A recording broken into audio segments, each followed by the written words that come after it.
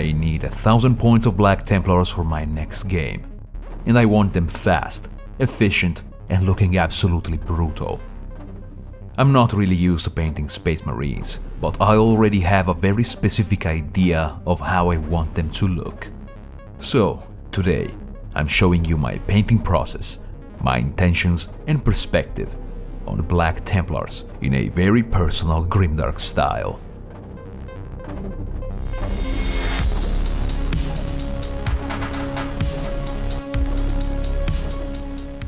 I kitbash this Marine who will probably be promoted to a Sergeant. I don't have access to a lot of Marine boxes for now, so I used what I could find. I made sure to add small handmade details, from rags to scrolls, wires, vertical shapes, lots of skulls and an evocative pose, as a homage to the amazing artwork from John Blanche.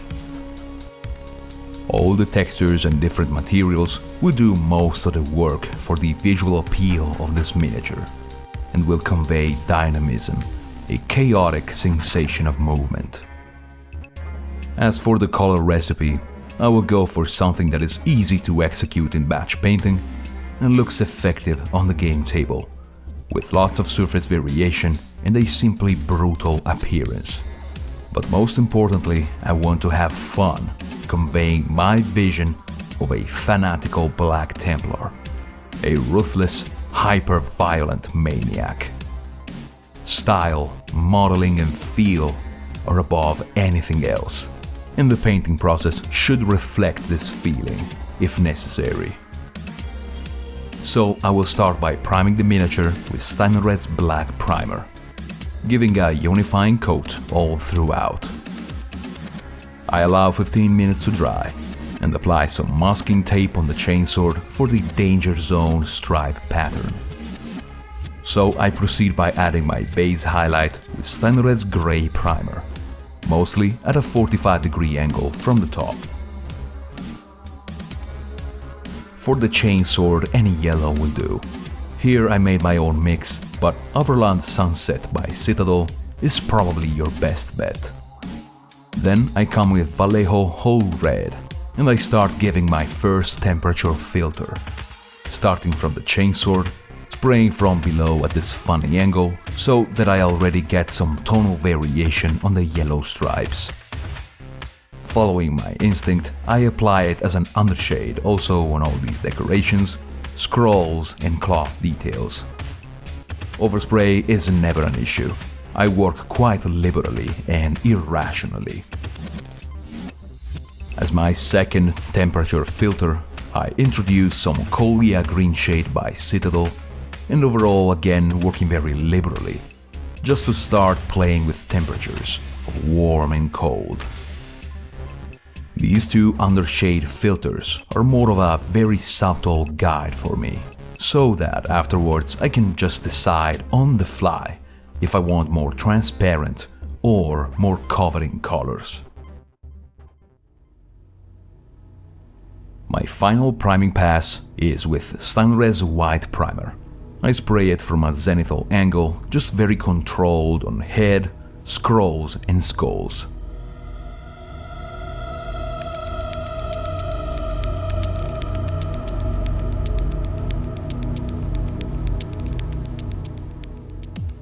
These two are my test models for this project. You see that they are very simple, but have a good degree of visual impact, texture and surface variation. So, in order to maintain a balance between rendition and speed of execution, I'll do something that is a little bit closer to my interpretation of the Blanchitsu mood and mentality, with the technical nuances I've developed from the Grimdark Compendium style. So let's start with the base colors. I get a big, fat brush loaded with black primer, diluted 1:1 with water, and I start covering all the armor parts with no regrets, and change it up with a size 1 brush just for some smaller details.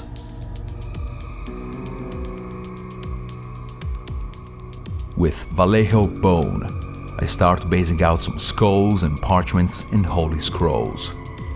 On these skulls right here, it's important for me that they all look slightly different from each other. So I'll base out a couple of these with the color directly out of my wet palette, and others will have just a slight glaze with a more watered down mix.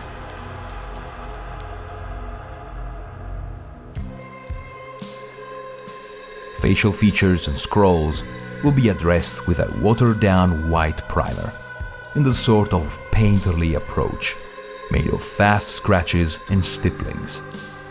All I seek is more and more variation and mottling. This is not going to be a clean and precise job, but rather a descent into the demented reality of a grimdark future. So I make sure to start very bright, as later on I'll tone down everything a lot, with weathering effects and villainy ink enamel washes.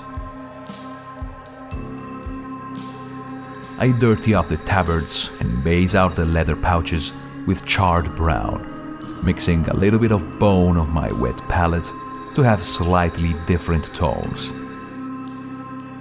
As for the base, of course it's being primed together with the miniature, so it has some gradients of black and grey. For now I will do something extremely simple, which will be 2 passes of very watered down acrylics, almost like washes. The first will be AK Interactive Medium C Grey, getting the whole base damp with this wash very liberally, and then introduce this dark sand color, just on a couple of spots, and letting it wet blend with the grey. Again, they're super watered down, like 4 parts water, so they will dry desaturated and give just a very subtle color variation.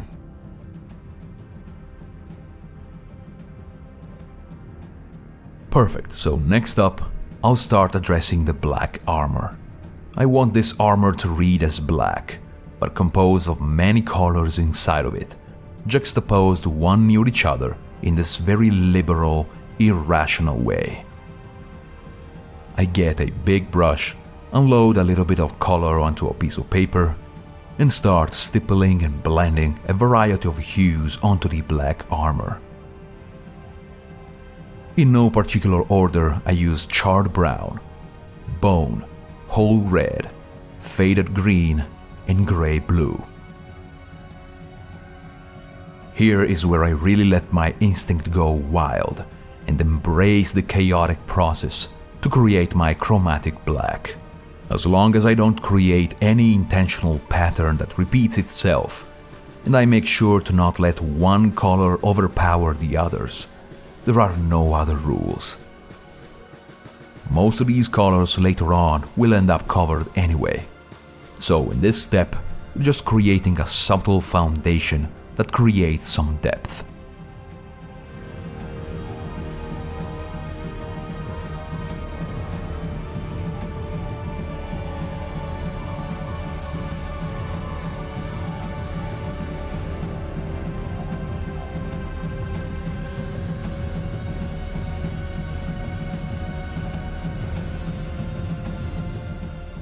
The only part where I put a little bit more reason is the right polderon, that I simply paint in the same stippling way, but in a build-up, from a charred brown all the way up to an ivory. This looks like a hot mess right now, but I trust the process. The Aquila, gun nozzle, and similar details are primed with Vallejo gunmetal, probably my favorite metal color of any range. Okay, so now all my base colors have dried, so I can proceed by using some enamel washes. I use Villainy Ink Goose Grime in my tin cups, add quite a lot of odorless mineral spirits, and mix it thoroughly. The hue is perfect for Blanchitsu, and it doesn't completely overpower or tone down my colors too much. So it's a great unifying wash that I can start building up slowly, covering the entire model and base.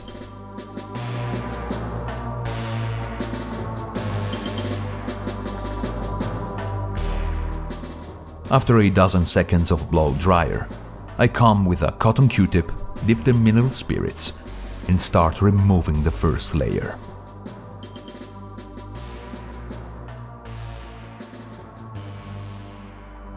Then I do a second pass with a slightly more concentrated mix of Goon's Grime and go to reinforce some crevices.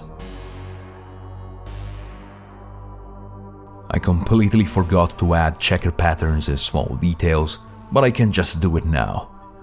As long as the Goon's Grime is dry to the touch, I can safely come with acrylic paint on top with no concern.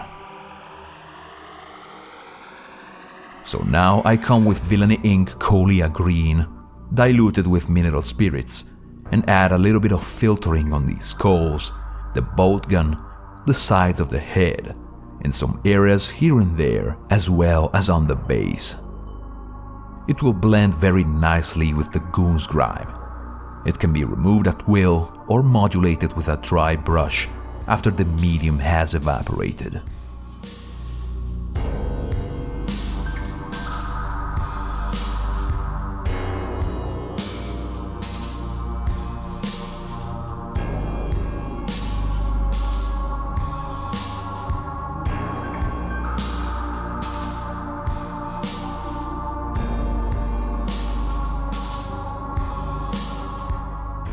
As a final pass for the face, I'll use Villainy Ink Carrion Crimson, giving a little bit of life to the model.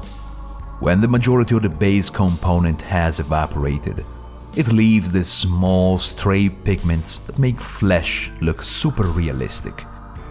And you can simply remove them with mineral spirits as always, or modulate them with a clean brush, like I'm doing here. Some parts of the armor could use a little bit more vivid hues in the recesses, so I use Villainy Ink Dystopian Brown around the Aquila, recesses in the boots, shoulder pads, and filter a couple of skulls so they all look different from each other.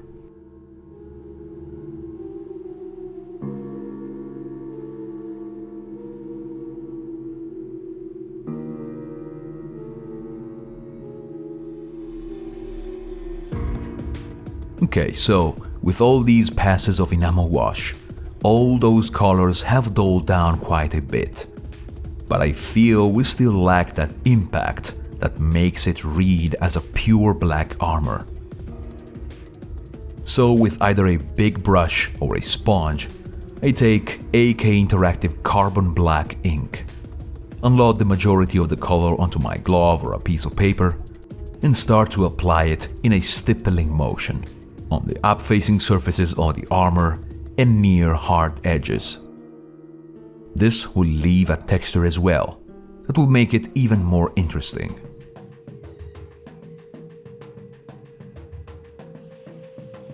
After this, I create a pigment wash using mineral spirits and Abteilung 502 Urban Industry or rubble dust.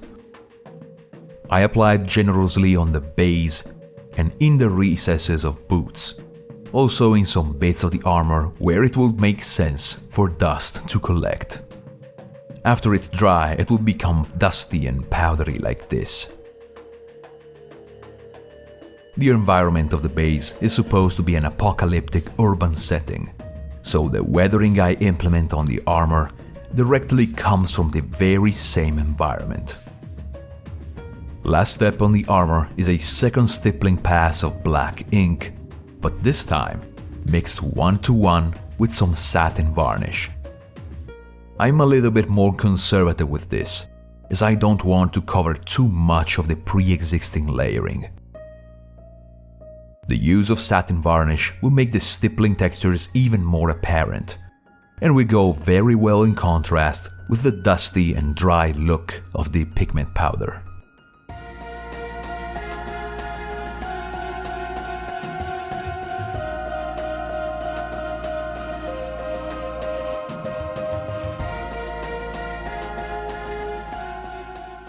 Depending on the time available, I could come over with some more pigment and manually enhance the color variety, maybe using a slate gray or a light dust, this time in a mix with water, so I have a little bit more control over the application.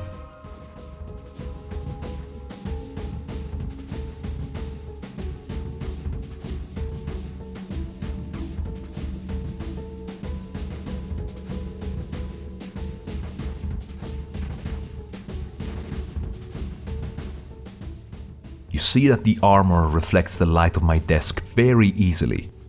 This is the surface finish variation I've talked about in a previous video that I encourage you to go and check out. If you look at them from a distance, all you see is a reflective, very powerful black. But the more closely you inspect them, especially in person in a neutral lighting scenario, the more you can read all the subtle colors beneath and notice rich variations.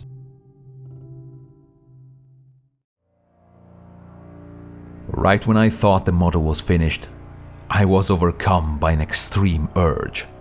I wanted to get more fun out of it, and in typical Dark Ages fashion, I went for this crazy and unbridled aesthetic. The books of 4th edition really evoke a gothic punk, visceral sensation to me. So the only logical response to this urge was to bring this model to the extreme and add some grotesque looking hair, Immortan Joe style. So I glue some strands of cotton Q-tips on the scalp in small locks of hair and comb them with a dry and clean brush. The best course of action is to start from the bottom of the back of the head and progressively go up. Once I achieve some well-defined shapes, I slightly damp my brush with clean water and tone down the volume, arranging all those wild hair into place. Composition and a natural look are key elements, so I add a couple of locks of a brighter cotton to give it some more color variation and comb the hair as tidily as I can. The hair process took me almost as much time as the actual painting. But you see, this is what I meant when I said that I value modeling, feel and style more than anything else. That's what sells the miniature to me. I leave the more regal, knightly, or more tactical look to other chapters of the Space Marines legions. To me, Black Templars are crazed maniacs, fueled by blood, hatred, and zeal. I hope you found this little tutorial interesting, and that it inspires you to complete your projects. Leave your fears behind, and start making cool and interesting models. Make something different. Use textures, powerful compositions. Try to make your models look shocking, impactful. While I'm all for the technical and nuanced side of the Grimdark style, sometimes it's good to just let your instinct flow and beat the devil out of it, as a wise man used to say. Visit the Grimdark Compendium for a vast library of in-depth video tutorials. Check out the Villainy Inc.'s enamel washes, and stay tuned for more content coming up on the website. Thank you immensely for watching. We will catch you in the next.